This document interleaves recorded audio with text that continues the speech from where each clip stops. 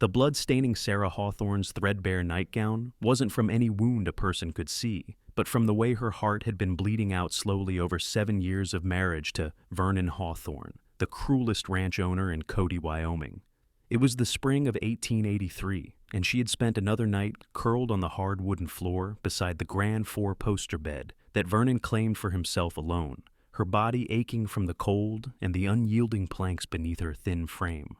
Sarah rose before dawn, as she always did, her joints protesting with every movement as she quietly dressed in the dim light filtering through the curtains. She was 25 years old, but felt ancient, her once vibrant spirit crushed under the weight of Vernon's demands and degradations. He had married her when she was barely 18, fresh off the wagon from Pennsylvania, orphaned and desperate for security after her parents succumbed to cholera during the journey west. Vernon had seemed like salvation then, a prosperous man with land and cattle, offering her a home when she had nothing.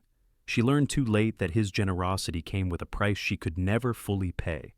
The rule about sleeping on the floor had started on their wedding night. Vernon had looked at her with cold eyes and told her she was unworthy of sharing his bed until she proved herself a proper wife. 7 years later, despite cooking his meals, cleaning his house, mending his clothes, and enduring his presence when he decided to assert his marital rights, she still slept on those hard boards every single night. He said it built character. He said it reminded her of her place. He said many things, but Sarah had long ago stopped listening to the words and only felt their weight. She moved through the large ranch house like a ghost, lighting the stove and preparing breakfast as the sun began its climb over the Absaroka Mountains in the distance. Vernon would wake soon and expect everything perfect, his coffee scalding hot, his eggs exactly right, his bacon crisp but not burnt. Any deviation brought harsh words at best, and at worst, another night locked in the cellar with the preserves and the spiders. The Hawthorne Ranch was one of the largest spreads in Park County, with hundreds of head of cattle and a dozen ranch hands who lived in the bunkhouse near the main barn. Sarah rarely spoke to any of them. Vernon forbade unnecessary conversation, claiming his wife should not consort with common laborers.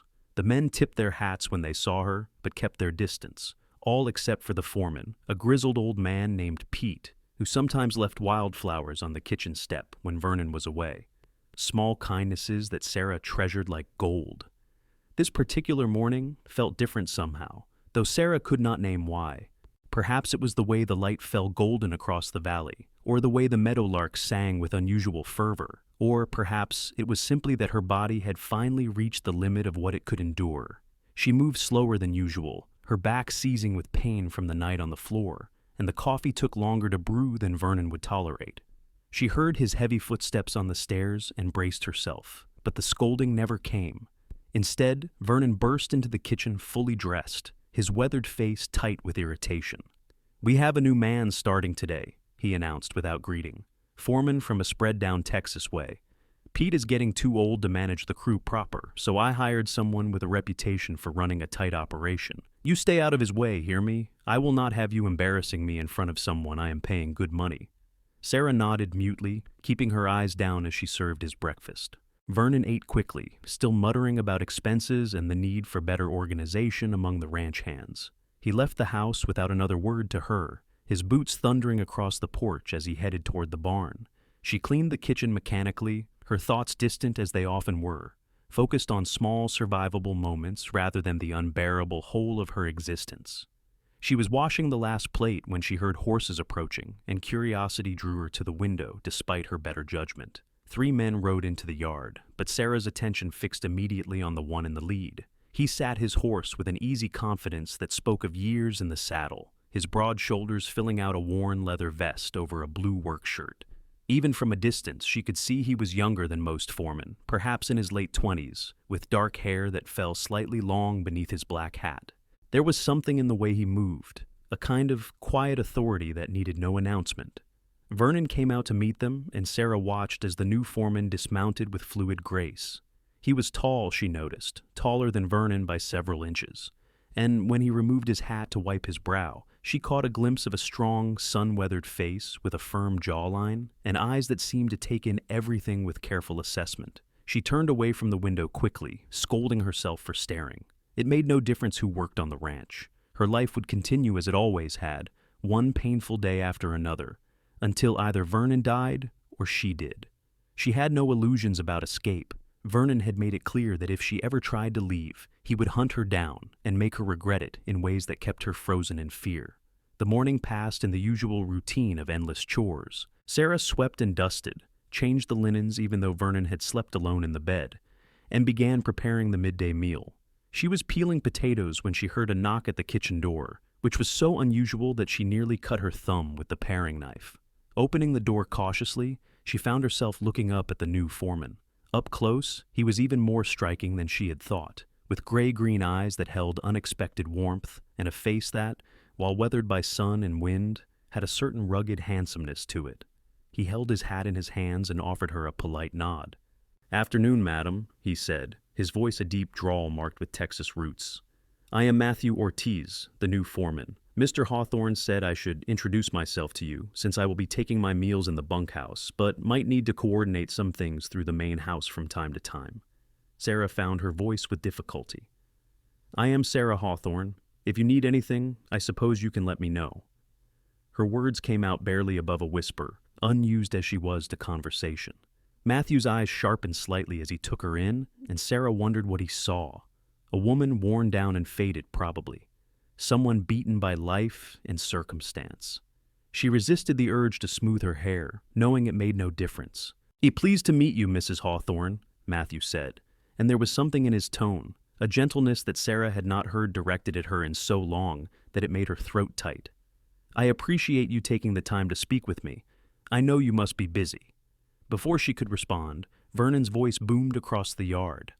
"Ortiz, stop bothering my wife and get back to work. I am not paying you to stand around chattering." Matthew's jaw tightened almost imperceptibly, but he simply nodded and replaced his hat. "Madam," he said quietly, and then he was gone, his long strides carrying him back toward the barn. Sarah closed the door and leaned against it, her heart beating strangely fast.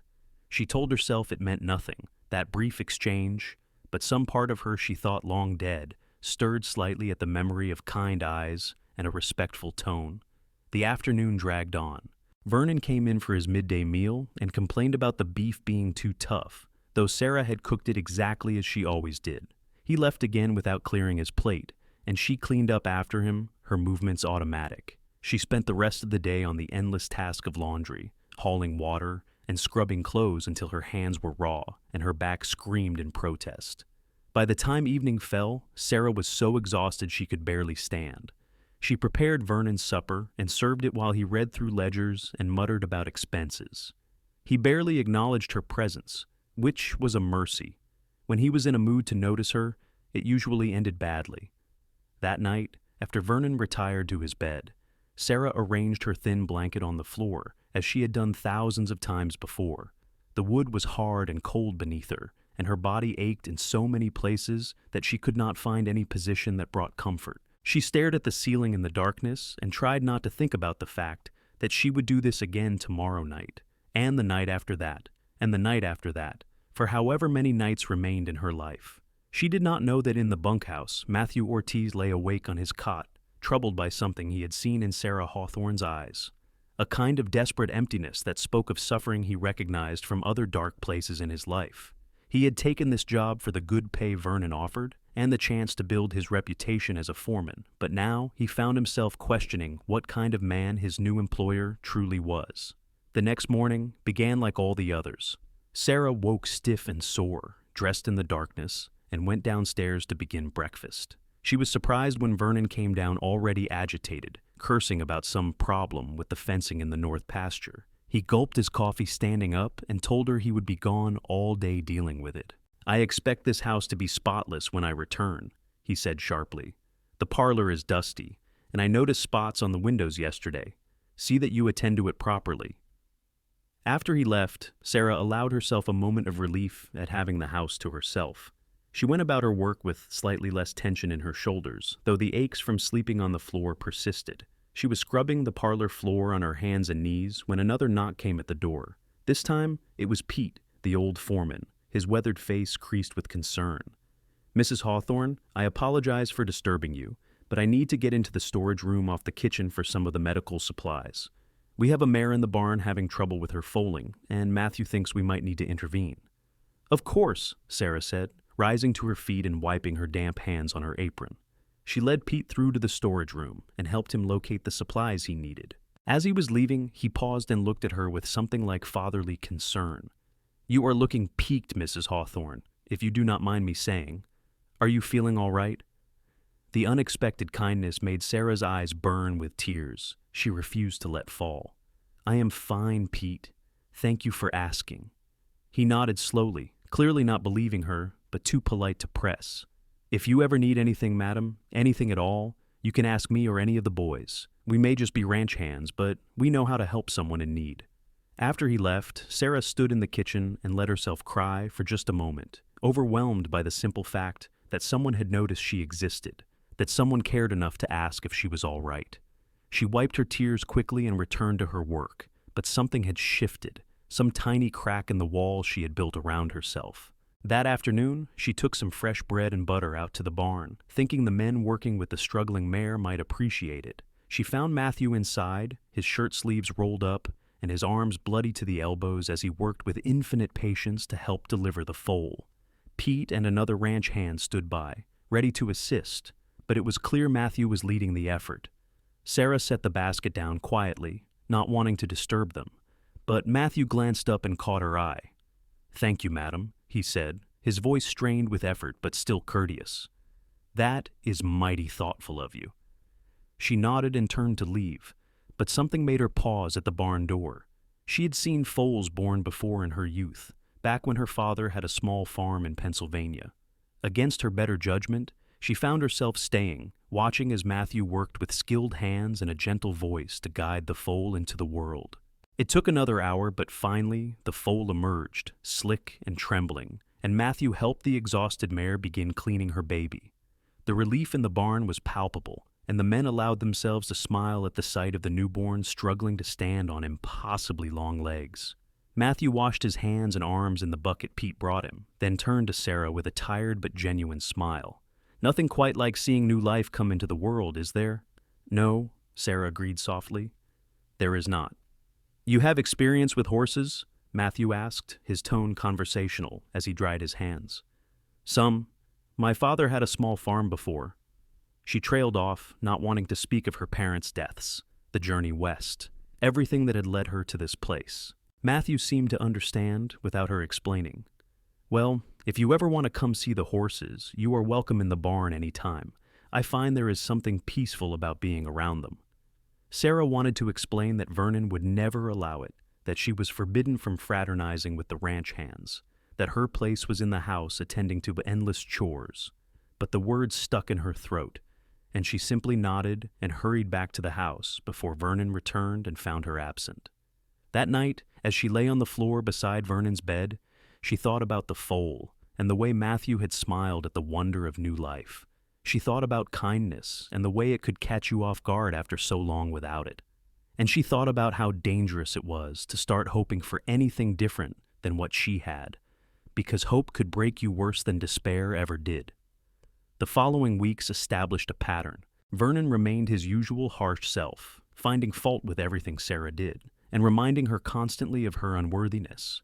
But now, in the rare moments when she ventured outside, or happened to be near a window when the ranch hands passed by, she would sometimes see Matthew. He always tipped his hat respectfully, and once or twice, when Vernon was away in town on business, Matthew found reasons to stop by the kitchen door. He never stayed long and never said anything improper, but he would ask how she was doing, comment on the weather or the progress with the cattle, and treat her like a person deserving of basic courtesy. It was such a stark contrast to Vernon's treatment that Sarah found herself living for those brief moments, even as she knew it was foolish and dangerous. Matthew, for his part, had quickly taken stock of the situation at the Hawthorne ranch. The cattle operation was well run enough, and the ranch hands were good men who worked hard. But the tension in the main house was impossible to miss, and the way Vernon spoke to his wife made Matthew's blood boil.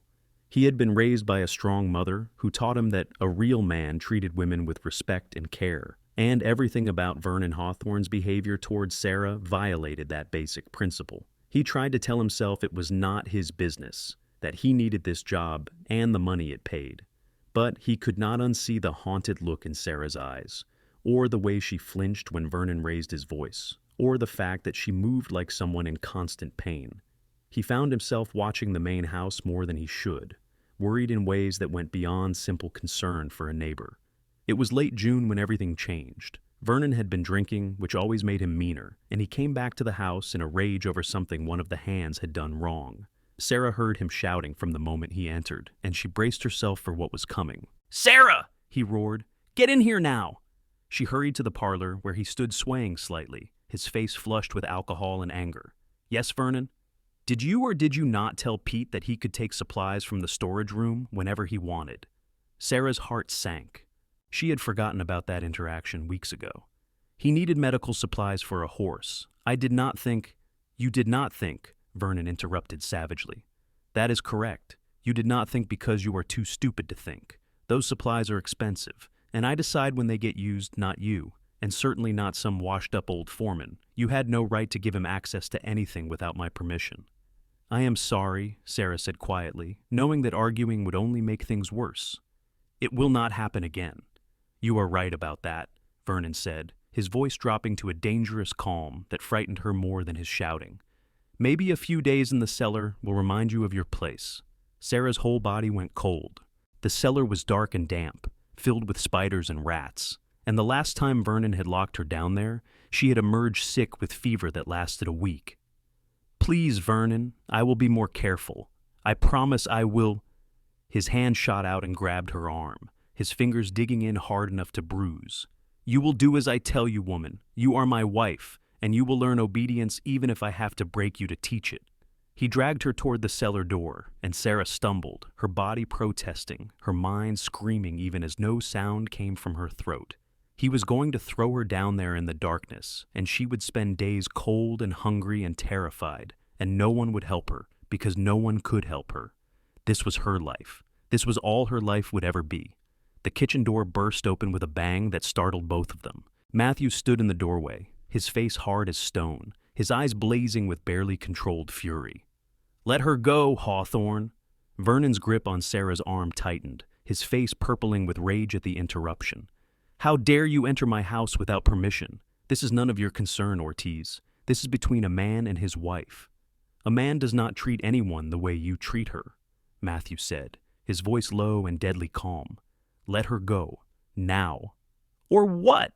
Vernon sneered, but Sarah could feel the slight hesitation in him, the awareness that Matthew was younger, stronger, and stone-cold sober. "You will lose your job and your reputation for interfering in a man's private affairs.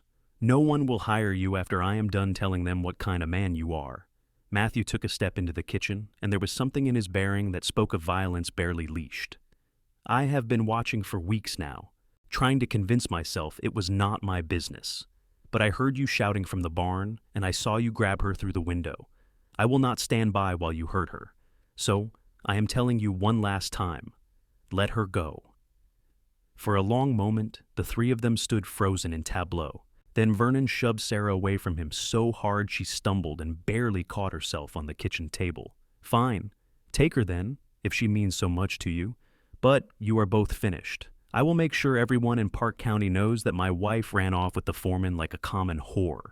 You will never work again, Ortiz. And as for you, Sarah, I will hunt you down for adultery and make you wish you had died before you ever laid eyes on me." Matthew moved to Sarah's side, his hand gentle on her elbow to steady her.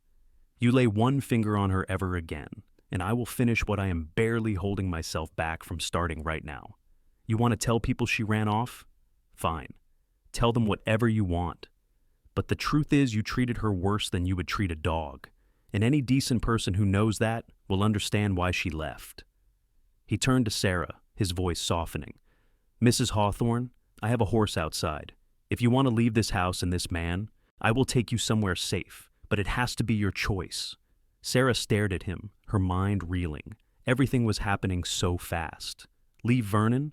She had never truly believed it possible, had never dared imagine escape, but here was Matthew offering her exactly that, even though it would cost him everything. And Vernon's face was twisted with such malice that she knew if she stayed, he would make her suffer beyond anything he had done before. Her voice came out shaky and thin. I have nothing. No money, nowhere to go. You will have help, Matthew said firmly. I give you my word. You will never sleep on that floor again. The last sentence hit her like a physical blow, and she realized with a shock that he knew. Somehow, he had seen or guessed the depths of her humiliation, and rather than looking at her with pity or disgust, his eyes held only fierce protectiveness and compassion. You knew? Vernon laughed harshly. Of course you knew. Probably been planning this together, the two of you, planning to make a fool of me. I never even spoke to her except in passing until today, Matthew said coldly. But yes, I knew something was wrong. Anyone with eyes and a conscience could see it. You are a coward and a bully, Hawthorne, and you do not deserve to have a wife or anyone else who depends on you. Vernon lunged forward, his hand reaching for the rifle that hung over the kitchen door, but Matthew was faster. He moved between Vernon and the weapon, his own hand dropping to the pistol at his hip in clear warning. Do not, Matthew said quietly. I am a fair hand with this, and I will use it if I have to. You want to shoot me in the back after I leave? That is your choice to make, and the consequence you will live with. But you will not threaten Mrs. Hawthorne while I am standing here. Sarah found her voice, found her courage, found something in herself she thought Vernon had killed years ago. I am leaving, she said, and even though the words trembled, they were hers. I should have left a long time ago. She walked on, shaking legs to the door, expecting at any moment to feel Vernon's hand grab her again, or to hear the crack of a rifle shot. But Matthew stayed between them, his presence a shield, and then they were outside in the evening air that smelled of grass and horses and freedom. Pete stood by a saddled horse, his old face grim but approving. Heard the shouting, he said simply. Figured you might need a quick exit.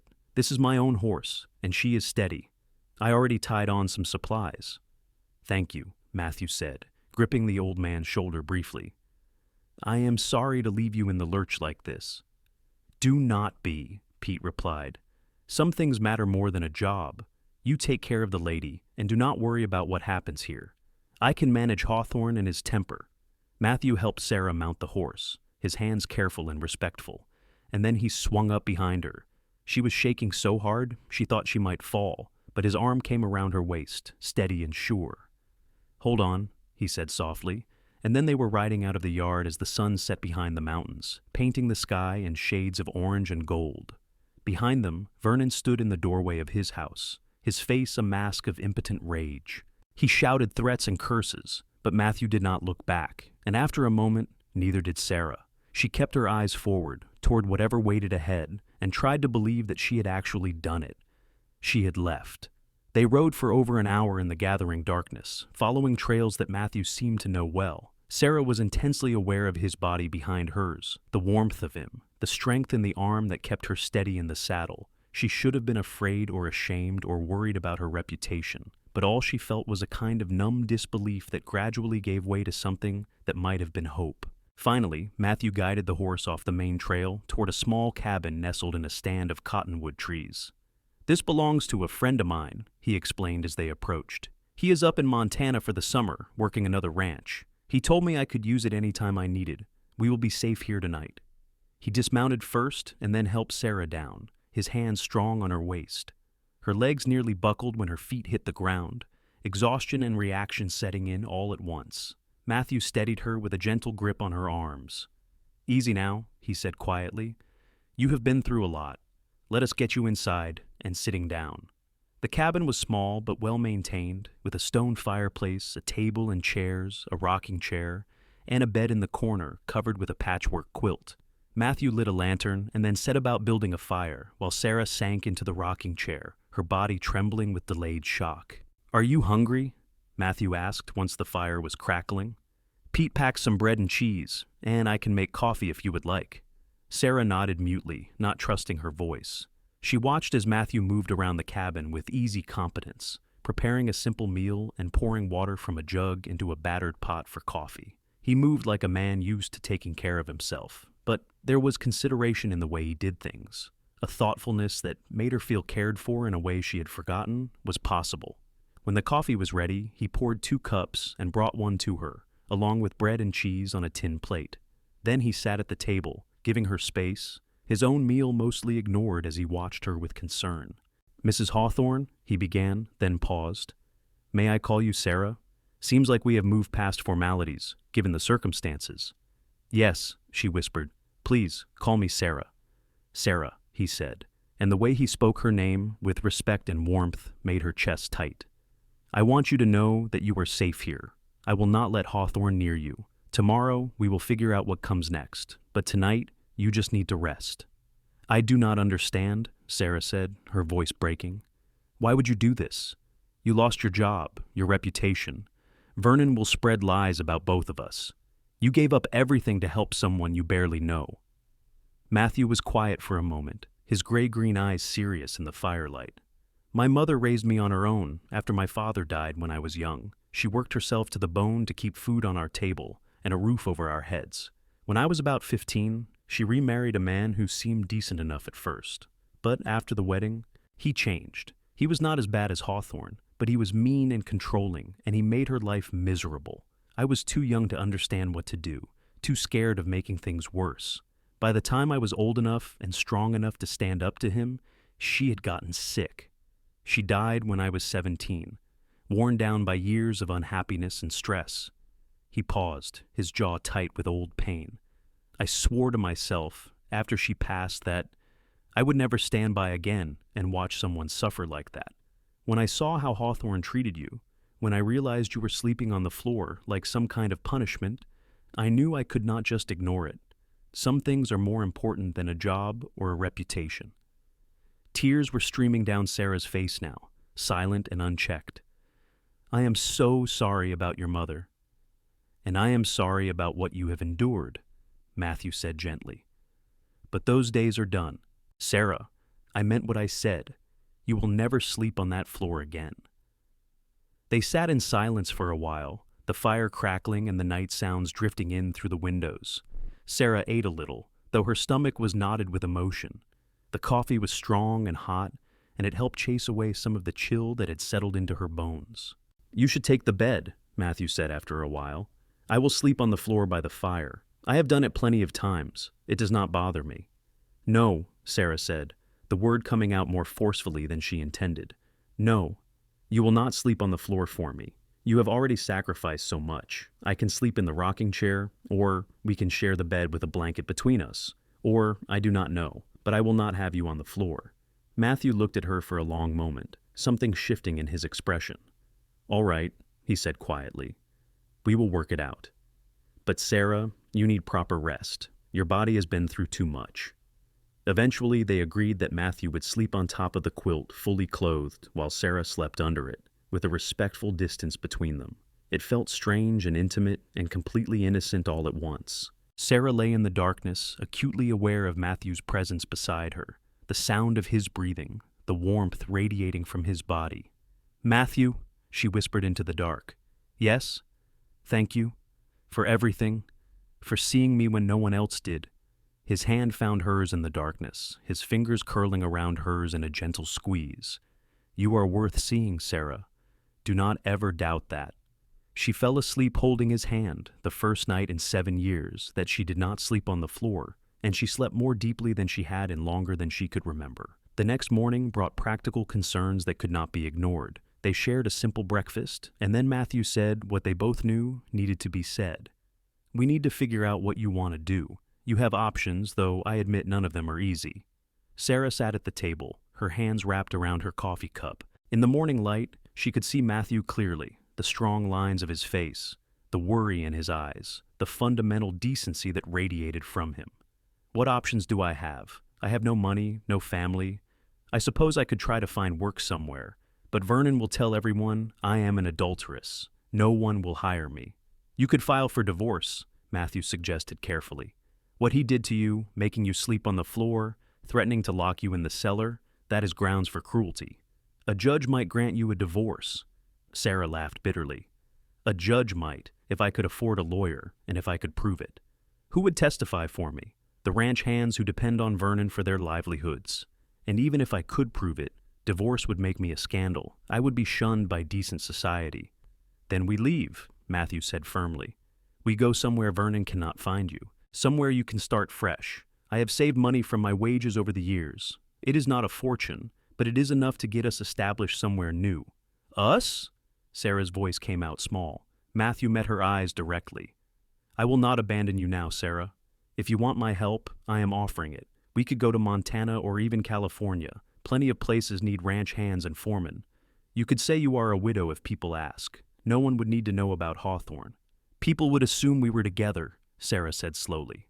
"They would assume I was your wife or your woman, even if we were not. My reputation would be ruined either way."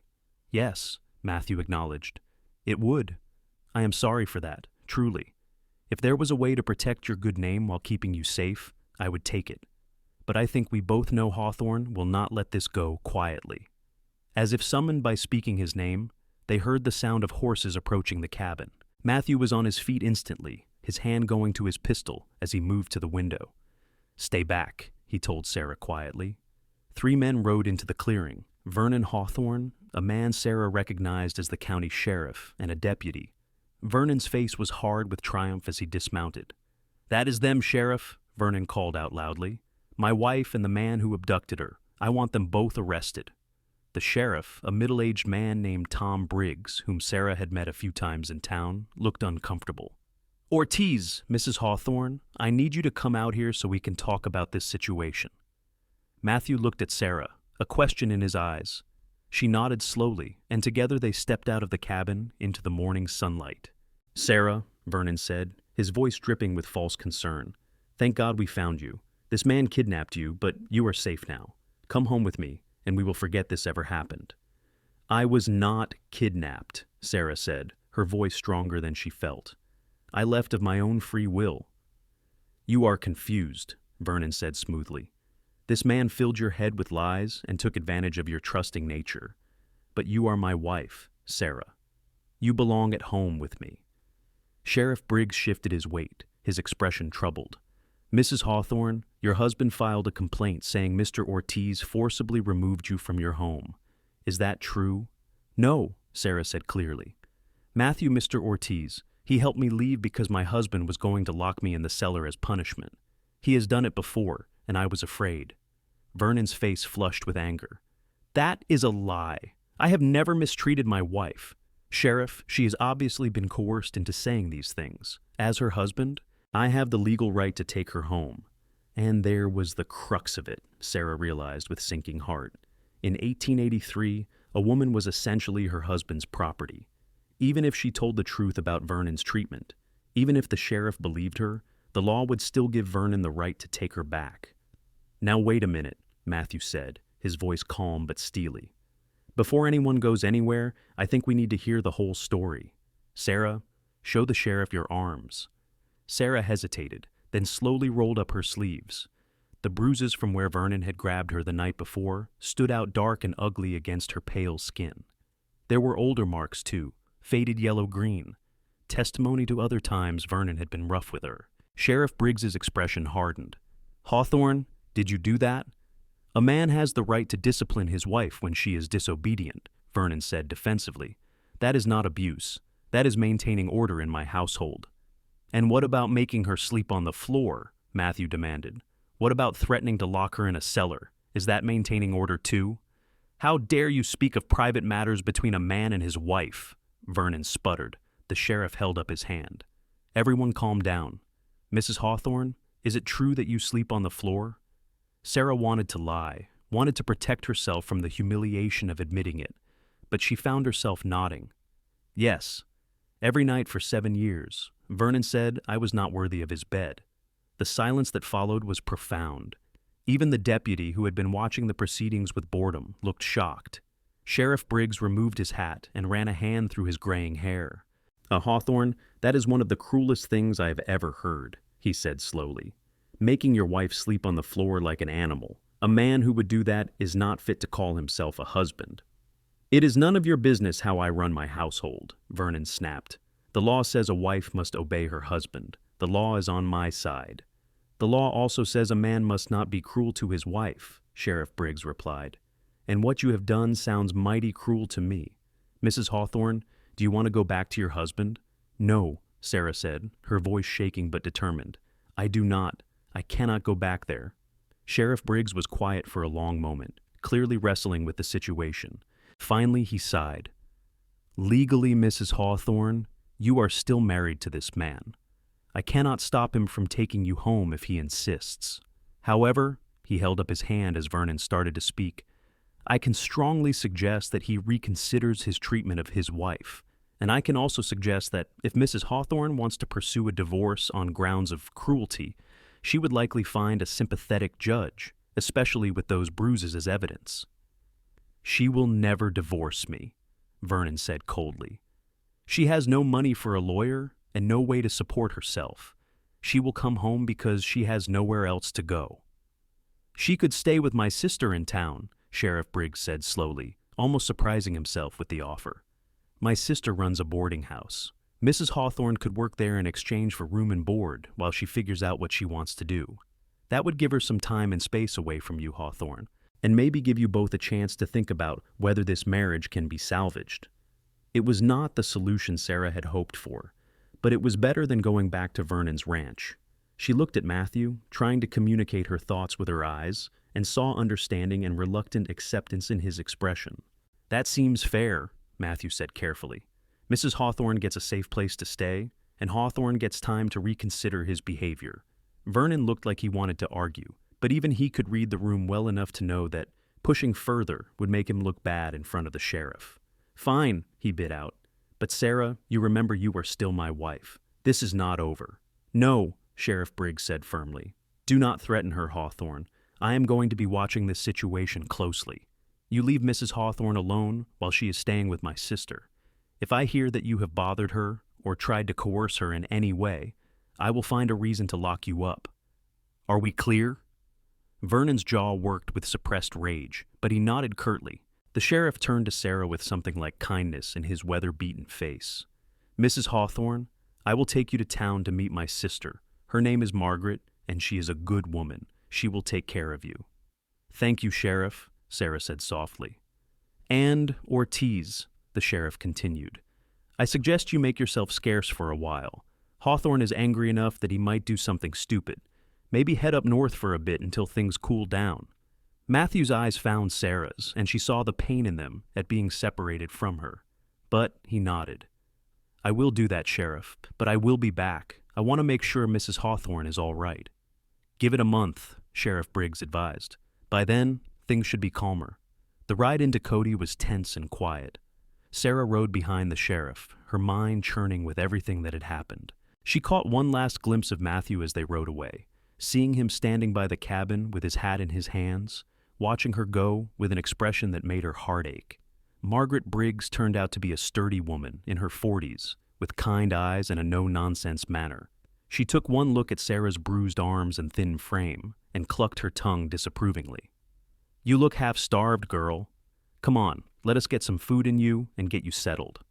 The boarding house was clean and comfortable, with 6 rooms that Margaret rented to traveling salesmen, ranch hands passing through, and a few permanent residents. Sarah was given a small room on the 2nd floor with a real bed, a washstand, and a window that looked out over the main street of Cody.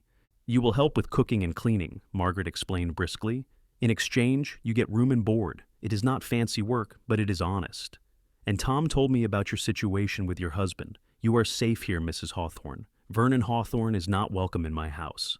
"Thank you," Sarah said, her voice thick with emotion.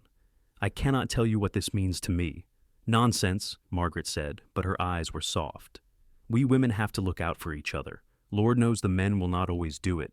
Now, I imagine you are exhausted. Why do not you rest for a bit, and then we will talk about your duties starting tomorrow."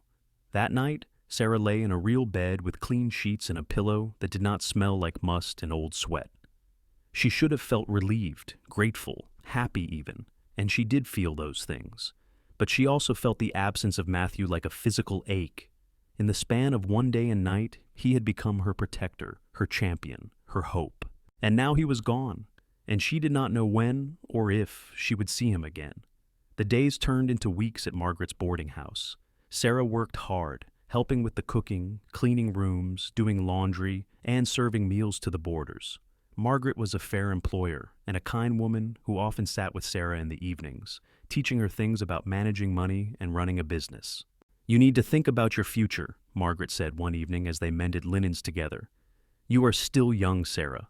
You have a whole life ahead of you. What do you want that life to look like?" Sarah thought about the question seriously. "I want to be free," she said slowly. "I want to never be afraid again. I want to make my own choices and live by my own rules." "Then you need to divorce Vernon," Margaret said bluntly. "As long as you are married to him, he has power over you. Tom says you have grounds for a divorce based on cruelty. I have a little money saved. I could loan you enough to hire a lawyer." "I could not ask you to do that," Sarah protested. "You are not asking, I am offering," Margaret replied firmly. "Consider it an investment. Once you are free of Vernon, you can work off the debt here at the boarding house, or you can move on and make a life somewhere else. But either way, you will be free." The idea was terrifying and exhilarating in equal measure. Sarah had never imagined she could truly be free of Vernon, but here was Margaret offering her a path forward. "I need to think about it," she said carefully. "Think all you want," Margaret said, "but do not think for too long. Vernon has been quiet so far, but men like him do not give up easily. He will make a move eventually, and you want to have your ducks in a row when he does." Margaret was right. A few days later, Vernon showed up at the boarding house with flowers and a contrite expression. Margaret met him at the door and refused to let him inside, but Sarah heard the commotion and came to see what was happening. Sarah, please," Vernon called when he saw her in the hallway. "I have been doing a lot of thinking these past weeks. I realize I have not been the husband I should have been. I want to make amends. Come home with me, and I promise things will be different." Sarah felt Margaret's supportive presence beside her as she faced her husband. "No, Vernon, I am not coming back." His expression hardened. "You are my wife. You belong at home with me, not living in some boarding house like a charity case." "I am a paying boarder here," Sarah said, even though it was not technically true. "I work for my keep. I am making my own way." "Doing what? Scrubbing floors and washing dishes?" Vernon sneered. "You think that is better than being my wife, having a home and security?"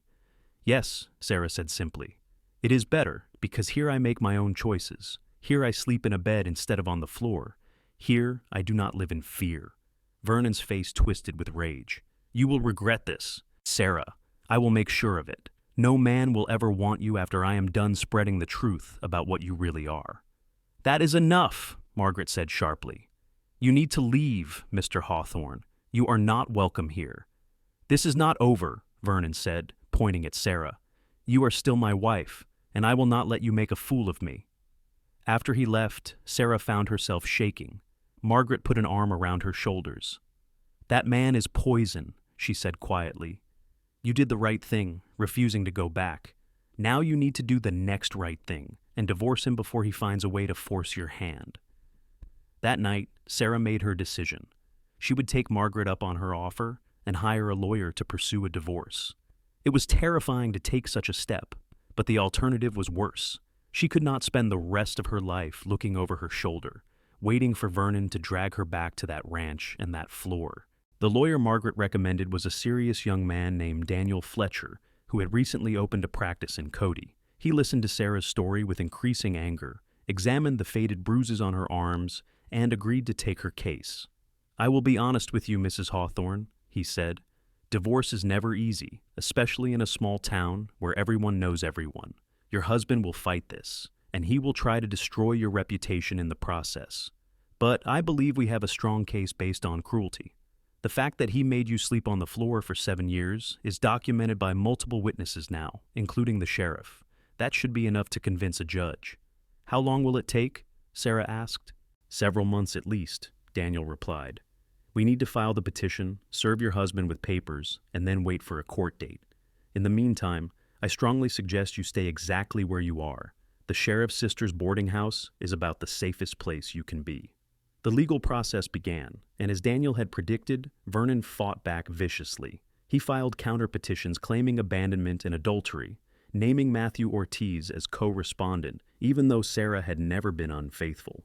He spread rumors around town about Sarah's supposed moral failures. Some people believed him, but others, particularly women who had their own experiences with cruel husbands, quietly offered Sarah their support. Through it all, Sarah heard nothing from Matthew. She did not know where he had gone or when he might return, and the uncertainty gnawed at her. She told herself it was foolish to think about him so much, that he had simply done the right thing by helping her, and had now moved on with his life. But at night, lying in her comfortable bed at the boarding house, she found herself remembering the warmth of his hand holding hers in the darkness, and the way he had looked at her with such fierce protectiveness. It was late September, almost 6 weeks after she had last seen him, when Matthew finally returned to Cody. Sarah was hanging laundry in the backyard of the boarding house when Margaret called to her from the back door. "Sarah, you have a visitor." Her heart leaped into her throat, half afraid it would be Vernon, but when she came around to the front of the house, she saw Matthew standing on the porch with his hat in his hands. He looked thinner than she remembered, and there was a wariness in his eyes that had not been there before. "Matthew?" she breathed, and then she was running to him without thinking, without caring what anyone might think, and he caught her in his arms and held her tight. "Sarah," he said against her hair, "God, I have been so worried. Are you all right? Has Hawthorne bothered you?" "I am fine," she said, pulling back enough to look at him. "I am filing for divorce. I have a lawyer and everything. But, Matthew, where have you been? I have been so worried about you. I went up to Montana like the sheriff suggested," he explained. "Found work on a ranch up there, but I could not stop thinking about you, wondering if you were safe. I know I said I would give it a month, but it has been longer, and I had to come see for myself that you were all right." They sat on the porch steps, not caring that people walking by might see them and gossip. Matthew told her about his time in Montana, the work he had done, the money he had saved. Sarah told him about life at the boarding house, about Margaret's kindness, about the divorce proceedings, and Vernon's attempts to destroy her reputation. "I am sorry you are having to go through this," Matthew said, his hand finding hers and holding it tight. "It is my fault. If I had not interfered—" "Do not," Sarah interrupted. "Do not apologize for saving me. You gave me a chance at a life, Matthew, a real life where I am not afraid all the time. That is worth whatever gossip or hardship comes with it."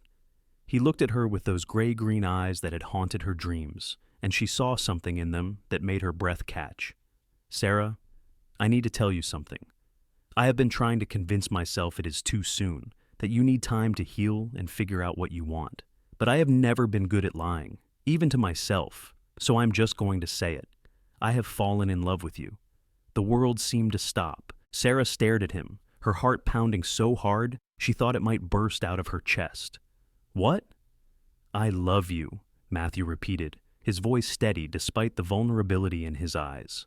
"I think I started falling for you the first time I saw you, looking so sad and worn down in that kitchen. And then, when I got to know you, even those brief conversations, I saw your strength and your kindness despite everything you had been through. And that night in the cabin, when you held my hand in the dark, I knew I was already too far gone to save myself. Matthew, Sarah did not know what to say, how to process the enormity of what he was telling her. "You know I am still married. The divorce is not final. Even being seen together like this could hurt both of us." "I know," he said. "I am not asking you to do anything about this right now. I just needed you to know how I feel. And I need you to know that when your divorce is final, if you want a future with me, I will be here. I will wait however long it takes." Tears were streaming down Sarah's face, but they were different tears than she had cried over the past 7 years. These were tears of joy and hope and the overwhelming realization that she was loved, truly loved, by a man who had risked everything for her without asking for anything in return. "I love you too," she whispered. "I have been so afraid to even think it, but I do. I love you, Matthew." He pulled her close, and they held each other on the porch steps while the September sun dipped lower in the sky. It was not a kiss, not yet, because they both knew the boundaries that still existed, but it was a promise, unspoken but understood, that they would find their way to each other when the time was right. The months that followed were difficult, but also filled with hope. Matthew found work at a ranch outside of town, close enough that he could visit Sarah regularly, but far enough to avoid constant gossip. He was always respectful, never staying too long or being too familiar in public, but his presence was a steady comfort that helped Sarah through the worst of the divorce proceedings. Vernon fought the divorce with everything he had, dragging out the process and making wild accusations in court. But Daniel Fletcher was a skilled lawyer, and the evidence of cruelty was overwhelming. Multiple witnesses, including Pete the old foreman, and even some of the ranch hands who worked for Vernon testified about what they had seen and heard. The sheriff's testimony about the bruises on Sarah's arms was particularly damning.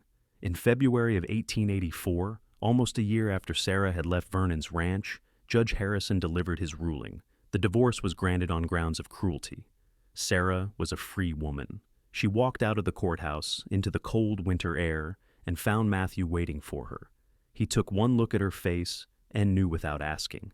"It is done," she said, her voice breaking with relief and joy. "I am free."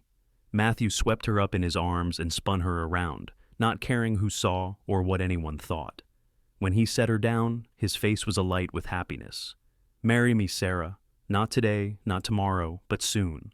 Marry me and let me spend the rest of my life making sure you are happy and safe and loved." "Yes," Sarah said, laughing and crying at the same time. "Yes, Matthew, I will marry you." They were married in April, in a simple ceremony at the church in Cody, with Margaret and Sheriff Briggs as witnesses. Sarah wore a new dress that Margaret had helped her make, pale blue calico with white lace at the collar. Matthew wore his Sunday best and looked so handsome that Sarah could hardly believe he was hers. They bought a small piece of land outside of town, with the money Matthew had saved and the money Sarah had earned working at the boarding house. It was not much, just 20 acres with a creek running through it, but it was theirs. Matthew built them a little house with his own hands, and Sarah made it a home with curtains and rugs and all the small touches that turned a structure into a sanctuary. Their first night in their own house, Matthew carried Sarah over the threshold and set her down gently in the main room. There was a bed in the corner, a real bed with a thick mattress and quilts that Sarah had stitched herself. "I have been thinking about this moment," Matthew said softly, his hands cupping her face. "Our first night as husband and wife in our own home." "So have I," Sarah admitted, feeling suddenly shy. "Sarah," he said, his voice serious, "I want you to know something. This bed is ours, yours and mine equally. You will never sleep anywhere but in this bed with me, beside me, as my equal partner. I promise you that." She kissed him then, pouring 7 years of loneliness and pain into the kiss, but also all the hope and love she had found with him. When they finally drew apart, both breathless, she said, "I believe you. I trust you, Matthew, with my life and my heart."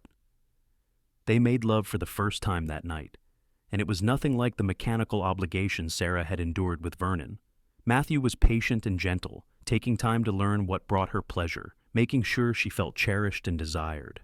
When it was over, they lay tangled together in their bed, and Sarah felt whole in a way she had never felt before. The years that followed were not always easy. Money was sometimes tight, and the work of building a homestead was hard and endless. But they were happy in a deep, fundamental way that nothing could shake. Matthew proved himself a skilled rancher, and their small herd grew steadily. Sarah raised chickens and kept a garden, and she sold eggs and vegetables in town to bring in extra money. In the fall of 1885, Sarah discovered she was pregnant. She was terrified at first, remembering how Vernon had made her continue all her regular work even when she had been pregnant before, a pregnancy that had ended in miscarriage at 3 months. But Matthew was overjoyed and immediately insisted she take it easier, doing more of the heavy work himself, and hiring a neighbor girl to help with chores. Their son was born in May of 1886, a healthy, loud baby, with Matthew's dark hair and Sarah's blue eyes. They named him Thomas, after Sheriff Briggs, who had helped Sarah escape her terrible marriage. Matthew was a devoted father, walking the floor with Thomas when he cried at night, changing diapers without complaint, and staring at his son with such wonder that it made Sarah's heart overflow. 2 years later, a daughter joined their family, a tiny thing with a fierce temperament whom they named Catherine. And 2 years after that, another son they called James. Their little house became fuller and louder, and Sarah sometimes felt exhausted by the endless demands of 3 small children. But she was never unhappy, because every night she fell asleep in a warm bed beside the man she loved, surrounded by the family they had built together. Vernon Hawthorne's ranch eventually failed. Without Sarah to run the household, and with Vernon's increasingly erratic behavior driving away good ranch hands, the operation fell apart. Vernon sold the land and moved away from Cody, and Sarah heard years later that he had died alone in a boarding house in Cheyenne, bitter and broke. She felt a moment of sadness for the waste of a life, but mostly she just felt relief that he was truly gone and could never threaten her or her family again. Matthew and Sarah prospered slowly but steadily.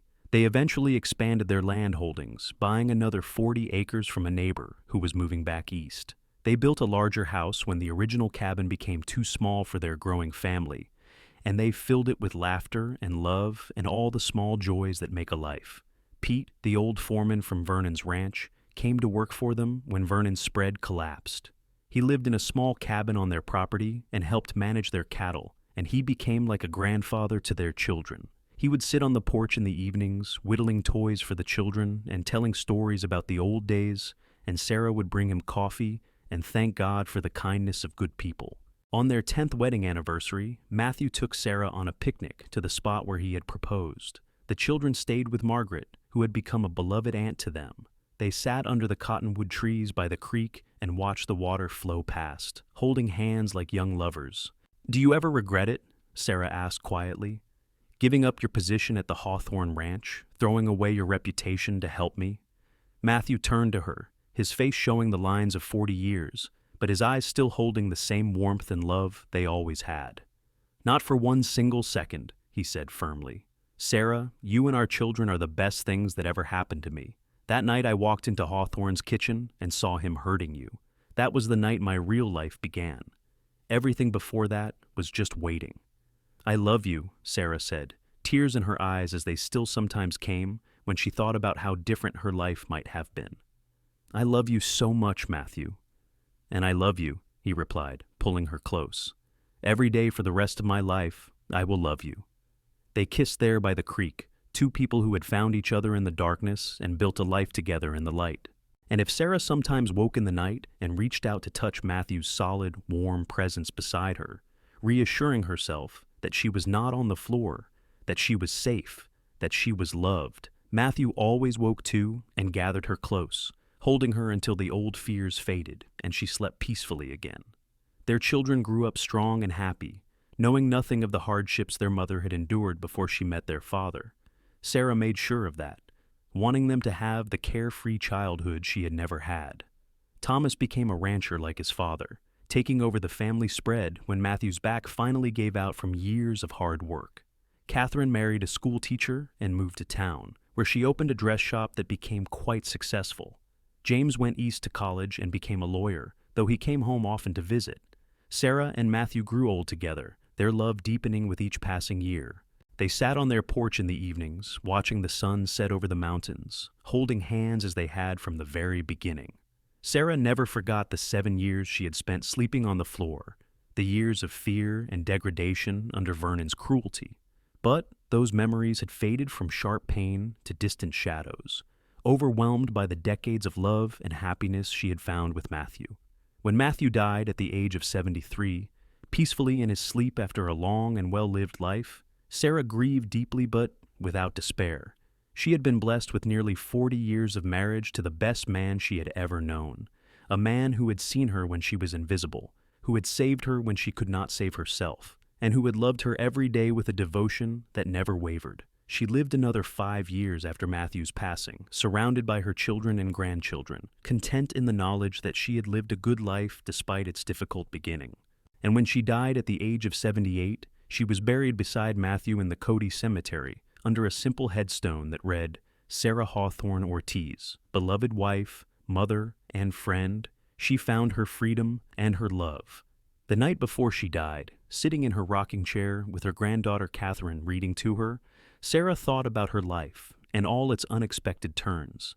She thought about the scared, broken 18-year-old girl who had married Vernon out of desperation. She thought about the worn-down woman of 25 who had slept on the floor and believed she would never escape. And she thought about the moment Matthew had walked through that kitchen door and changed everything.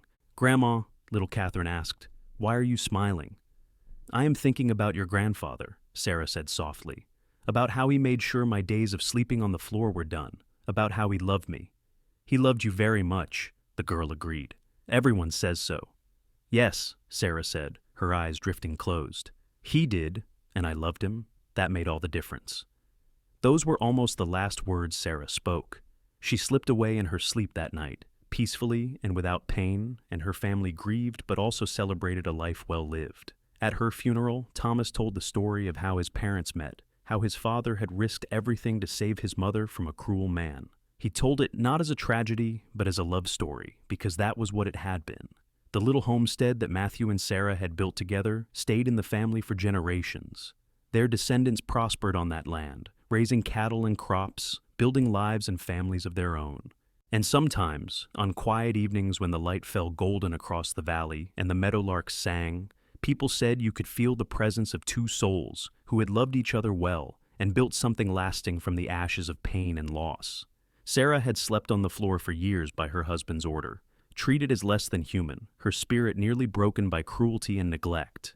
But a cowboy had seen her worth when no one else did, had made sure those days were done, and had given her a love that healed her and made her whole. That love had been the foundation of everything good that followed, and its legacy lived on long after both of them were gone. It was a story of darkness and light, of cruelty and kindness, of despair and hope. But most of all, it was a love story, the kind that proves that even in the hardest times and the harshest places, love can find a way to bloom and thrive. Matthew and Sarah's love had been tested by circumstance and society, by gossip and legal battles, by poverty and hard work. But it had endured and flourished, growing stronger with each passing year, until it became the kind of love that people tell stories about, the kind that reminds us all that goodness and decency still exist in the world. In the end, that was their legacy. Not the land they had acquired or the children they had raised, though those things mattered. Their real legacy was the proof that one person's courage and compassion could change another person's entire life. That a man could see a woman suffering and choose to act, even at great personal cost. That love could heal wounds that seemed unhealable. That freedom, once found, was worth any price paid to keep it. Sarah Hawthorne had been lost, and Matthew Ortiz had helped her find herself. Together, they had built a life of such richness and joy that it erased the pain of what came before, and their story lived on, passed down through generations. A reminder that in the wild and unforgiving landscape of the American West in the 1880s, where life was hard and justice was often rough, there was still room for the most powerful force of all, true love, the kind that transforms and redeems and makes everything that came before worthwhile. The sun set over Wyoming that night, as it had every night for millennia, painting the sky in shades of orange and gold and purple. The same mountains stood sentinel over the valley. The same creek ran through what had once been Matthew and Sarah's land. But the story of what had happened there, of two people who had found each other against all odds and built a life together, that story remained. And it would remain as long as there were people who believed that love was worth fighting for, and that no one should ever have to sleep on the floor at their husband's command, because everyone deserves dignity and respect and the chance to be truly, deeply loved.